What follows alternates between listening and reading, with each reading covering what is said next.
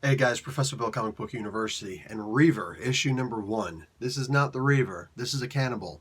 This is also the looking down pose. She's actually only about this tall. The floor is about 3 feet. She's really short. Okay, like no, she's not big and tall. Don't don't let that confuse you. That being said, this is a really interesting book. Is this going to appeal to everybody?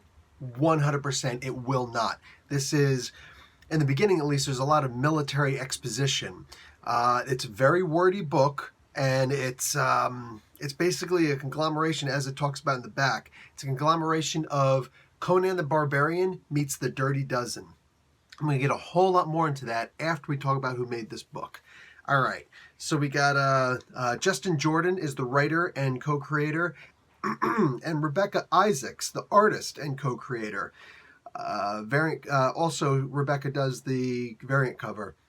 The colorist and another variant cover is Alex Guimarães, and Clayton Cowles does the letters. Becky Cloonan does the regular cover, and the logo design is Andrea Suarez. This is, first off, it's a image imprint or image book off of the Skybound imprint. It's a interesting as hell book, and it's a little bit nutso. Look. When I said that it was a wordy book, oh, I meant it. If you're not in a mood to sit down and read a lot, like, I don't think there was any, were there any text narrations in this? I don't think there was a single one. Every so often you'll get a few words saying, oh, we're over here now. Oh, we're over there now. This is where we're at now on this fantasy world. And it's a high fantasy, but low magic. If you are a Dungeons and Dragons fan, you'll understand. Or if you watch the Arnold Schwarzenegger Conan the Barbarian movie, you'll understand that magic does exist, but it's not like, nobody's throwing fireballs at each other. It's like, oh, I can make a door go up, and I can make a door go down. I could seal a door, and I could, I don't know, put a curse on you. Just, little things like that. Maybe be a banshee spirit for a couple of moments before I burn up. Something along those lines. But throwing fireballs and calling down the lightning, probably not going to happen in this book.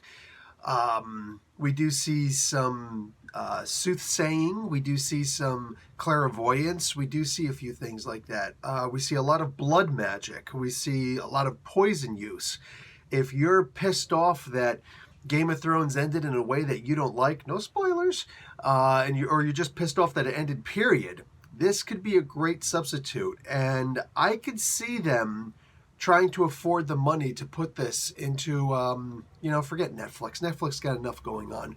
And I'm not a huge fan of Amazon Prime, but, do whatever, man. You could do this on Amazon. You could do this on, for crying out loud, you could do this on YouTube Red if you wanted to. Who cares? Whatever, man. Like, you could put this out someplace, and you could make some good money off of this, because this right here, if done right, is a book that deserves to be put on the big screen or on the small screen, whatever.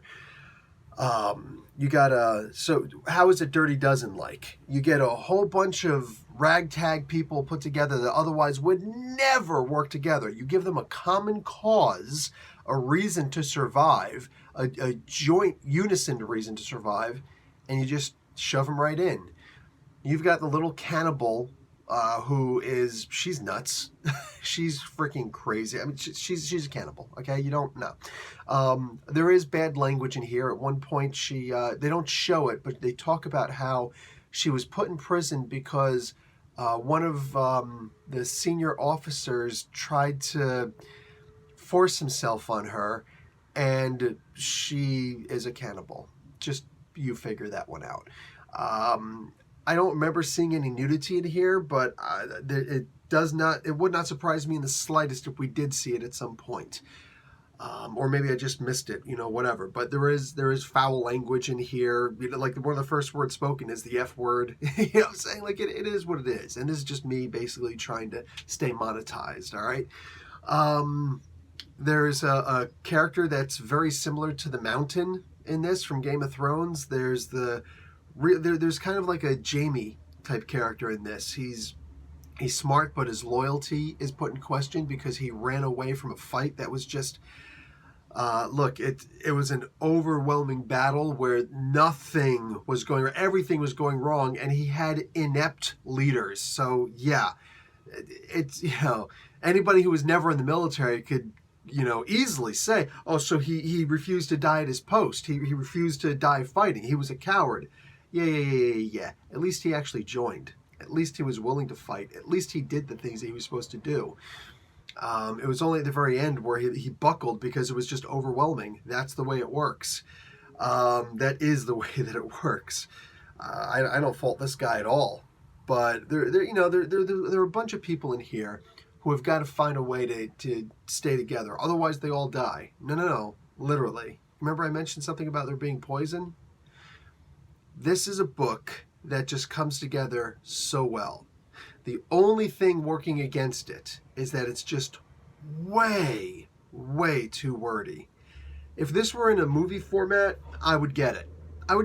Because you got the different inflections and voices and things like that, but I don't know who all these characters are. It's hard to give a voice to these characters. So at first, yes, it is very difficult to get what some of these people are saying, like why they're just talking so damn much.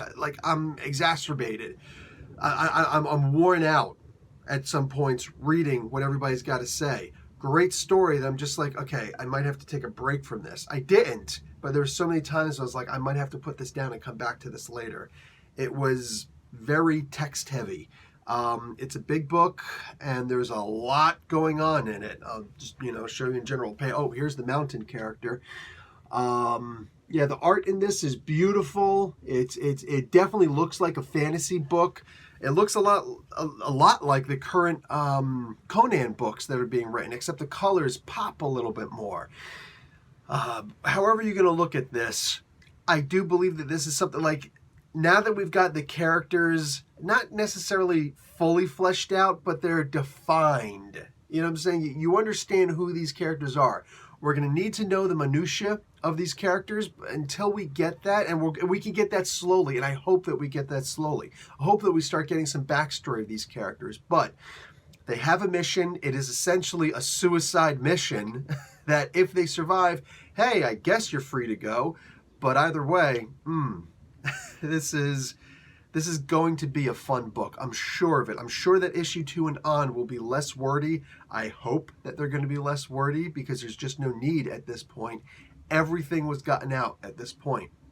We need to find more about the target that they're going after, and this is going to be interesting. Anyway, guys, that's really all I can give you about the book without just spoiling the entire damn thing for you. So definitely consider checking this out because I think it's worth your time. Be prepared. There's going to be a lot to read. Aside from that, have fun. And definitely read Justin Jordan's thing in the back of the book. A lot of what I understood of the book did, in fact, come from there. His intent for the book, which is blatantly evident from reading the book itself, but just highlights a few things. Anyway, guys, I'm done. Professor Bill, Comic Book University. Class dismissed.